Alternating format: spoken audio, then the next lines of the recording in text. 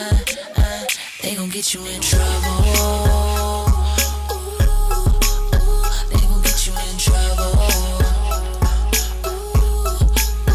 They gon' get you in trouble. Welcome to the Power 96.5 studios. I'm Pam Levy. With me, Grammy-nominated singer, songwriter, artist, Bei Maejor. What's up? What's up with you? Or should I say, what up, doe? What up, though? Because B is from Detroit. Yeah. 313. I still have a 313 number right now. You know what? I appreciate you for that. I'm still 989 sagging on. He also went to U of M. Yeah, University of Michigan. Sorry stuff. about that for all the Lansing people out here. Yeah, I was going to say I had to put it out there. I went to Eastern. But y'all actually just beat us, so y'all can feel good about, I mean, not y'all, but Michigan State. 4 years in a row. They did? Yeah, it's been 4 years. That's unfortunate, man. Yeah, it's okay. It's okay. Hold on, wait a minute. Y'all won 4 years in a row? 4 years in a row. Well, yeah, Well, I y'all went to lost Eastern. 4 years in a row. No. U of M has lost to Michigan State 4 years. Nah, that can't be B, right. We gotta I'm check telling those stats. you, please check it. That can't be right.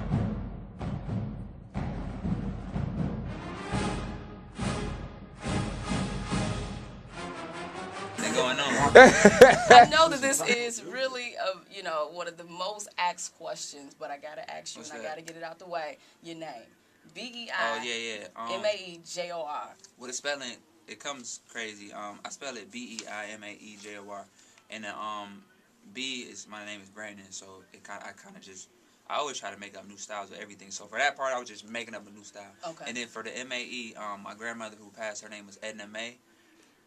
M-A-E was her name. So she meant a lot to me. She lived with me, and helped raise me. So I put her name together with mine to make it M-A-E-J-O-R. I like that. I have a soft spot for my grandmother as well. Yeah, you so gotta you're love all grandma, right with you know me. what I'm saying? Gotta love grandma. If somebody don't love their grandma, you gotta be suspicious of them. Absolutely. Like, they hold weren't on, raised right. Yeah, like you don't know your grandma. Absolutely. Yeah. So, ladies, that also means he has a sensitive side. Take notes. Does okay? that mean that? That's what that means. You worked your grandmother's name until you're. I guess that's true. That's definitely something, some heart you have. I learn there. more about myself every day. You should go into like self-help or something. You think so? You like helping me right now. I'm trying. That's what we're here for. I'm gaining something in my spirits. Your first single as a singer. Yeah. Trouble. Yeah. 22 on the charts. Wow. Congratulations. I'm excited. I just wanted to put that out there. It's Congratulations. cool. I'm so happy because when I made it, I didn't think of it as a song for the radio. Like I always just try to just make up just things that I think are cool, just different styles and different sounds. And so I created this thing that I call the upscale sound. And Trouble was the first song that came out that used that style. And for people to kind of like it and put it enough, like I'm excited about that. Oh, it's hot. It's definitely hot. And I'm not just saying that, but it's hot. I told Don when we got it in. I'm like, oh yeah, that's dope. You been staying out of trouble though? Have I? Yeah. Well, I haven't run across a guy like you who basically, tells me what I have on, what I'm doing, will get me in trouble. But if I do, then I might get into some trouble. Hey, now, what most people probably don't know is that you've been on the behind the scenes, producer, songwriter, starting when you were 17. Yeah. Did I get that correct? Trey Songz. Trey Songz was my first person I worked with. I've been on all of his albums. Shout out to Trey. I started like that, and the whole time I was going to school, I was actually working. So I would fly out on the weekends, and I had like plaques and stuff in my dorm room. It was a crazy experience going to Michigan and still doing that. But I think that's a testament too to people who say, yo, you can only do one thing in life, like because you can do whatever you want, you know what I mean? Like they tell kids, if you want to do music, you can only do music. If you want to go to college, you can only do this. You want to be a carpenter, you can only do that. But like I was able to, do both, Well, that's what I was going to ask you. Like, how did you pull that off? Because the perception is that a lot of people have to move to LA and land to New York, or you have to postpone school. But you're unique because you pulled it off. I mean, not only did you graduate from college, but you graduated from Michigan, which is a big damn deal by itself. And you did the music deal. So just speak to the kids or even the up-and-coming artists on how to just balance it, or how is it possible to actually pull it off? Because B, you have. Yeah, I mean, a lot of it, sometimes I don't know exactly, because a lot of it is just blessings. Like, a lot of it is just things falling into place. But then a lot of it, too, is also looking forward to the next thing, like, back then, like, I knew that, it wasn't a huge music scene necessarily in Michigan. Right. It was a lot of talented people, but as far as the business side, nowhere to really go. So I had to think of a unique way to expand it, and for at that point, I was doing it through the online. Now online, everybody's doing that, which is, you know, still a cool way. But so just try to think of a unique style to try to come through and get, you know, cut through some of the clutter of what's going on. And back then, what I did was I created a website and all that, you know, and it wasn't as popular as it is now for producers and writers, especially up and coming, to have that. So that was how I was able to kind of start, and then just keeping it going, balancing was just really, you really guys had to be on top of everything, you know, like it wasn't a lot of time to just waste, you know, like a lot of people. You went at Oz with us. Yeah, and I was at Oz a couple of times. I went to Eastern, so it's the same stomach ground. Yeah, I wasn't at Oz all the time. Okay, I you know, got you. like a lot of my friends at Oz all the time. Some of them probably still at at Oz. Yeah, Okay.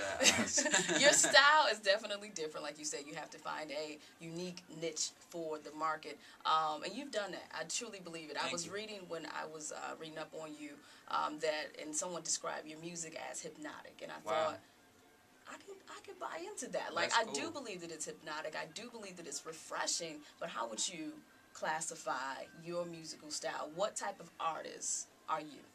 Wow, I like that. I like that description.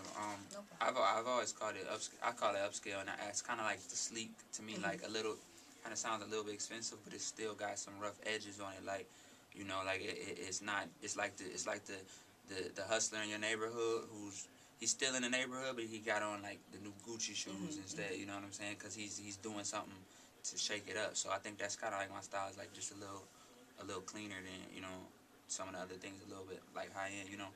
And just because of the quality and just because of the time and energy I put into the music, you know, like I take it very seriously, and I wanted to make it sound a certain way and craft those certain sounds. So hypnotic is a cool. I might add that to the description. Let's talk about your sense of fashion. Yeah. Now, most people from Detroit have a high sense of fashion anyway. But yeah, I get like this is skaters and, you know, Alsons and all that. and yeah. I get a Fresh Prince of Bel-Air vibe from you. That's so, big because I love that style. That's big. Really? That you notice that. Yeah, definitely. Yes, I get all of that, and I know that in some areas of fashion we're moving back to that era of time. But tell me about your sense of fashion. What inspires your fashion? It's definitely unique. If you can check it all out. His shoes are lighting up. So you know, I peeped it as soon as I walked in. But go ahead and just.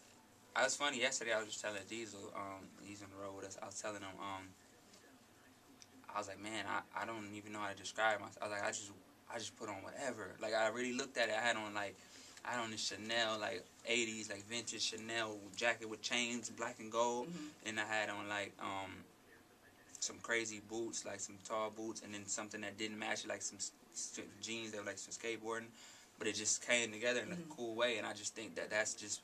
My thing is, I think it's just always just being you and just trying, you know, just trying stuff like. And I think that people can tell when you do it if it's really you. You know, sometimes you ever seen somebody and you be like, man, they don't look like they was trying to wear that. It was an outfit. Yeah, I think people like come up to me and be like, oh, that was cool. I like how you did that, because I think I really feel that way when I put it on.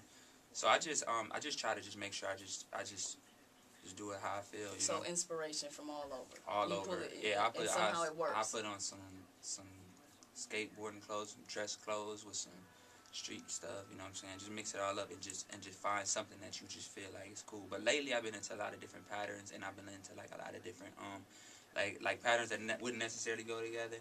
And then I've been into like a lot of like little accents on stuff like the you know, just the accent and just to set it apart a little bit different from.